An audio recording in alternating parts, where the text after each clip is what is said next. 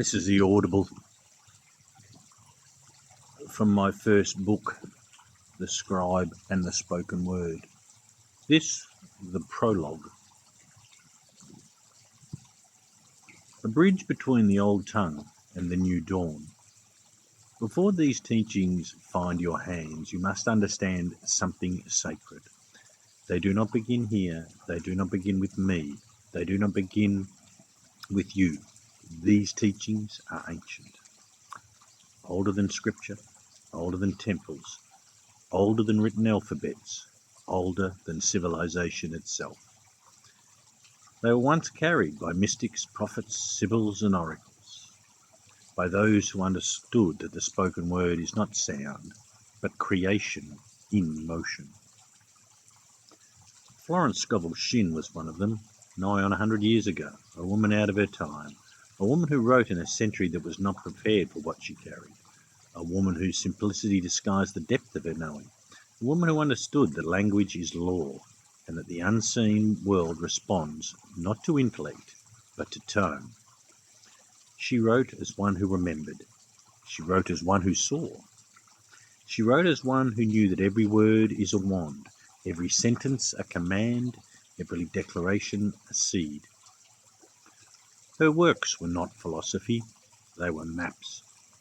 They were modern echo of the ancient teaching. In the beginning was the Word, and the Word was not spoken, the Word spoke. The ancients knew creation was vibrational. The mystics knew the body was an instrument. The prophets knew tone mattered more than grammar. The sages knew the world was shaped in sound, long before it appeared in matter. Florence brought that lineage back into the open, but humanity was not ready. The world was still asleep inside its intellect, still deaf to its own conscience, still living from mind, not frequency, still speaking from fear, not identity. But now the age has turned. Gaia herself is rising. Her Schumann heartbeat, once steady at 7.83, now crescendos and pulses like a drum, summoning the sleeping to wake. The field is changing, the light is intensifying, the human instrument is upgrading, the veil is thinning. The words we speak now hold more charge, more immediacy, more consequence, and more power than ever before. The teaching she carried must be translated and not rewritten, but revoiced, not into a frequency that matches the world we stand in now. That is the role of the scribe, to stand between eras, to take the flame from a woman ahead of her time and carry it into a time finally worthy of her flame. To honour her by speaking her essence through a new tongue, not replacing her, not overshadowing her, but revealing the depth that was always there. This book is not hers, this book is not mine, this book is not yours.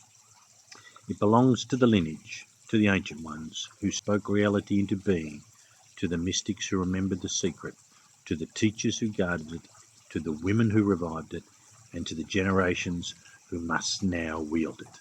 This book is a bridge between the old spell books and the new frequency, between ancient metaphysics and modern sovereignty, between the wisdom of the past and the energy of Gaia's rising dawn, between the law of the word and the return of the scribe. Step through it with reverence, step through it with curiosity, step through it with understanding that nothing here is new, only remembered, for the word has always been waiting, and now finally the world is ready to hear again. Books available at sourceway.com, instant download. Tomorrow, Chapter 1, The Game is Spoken.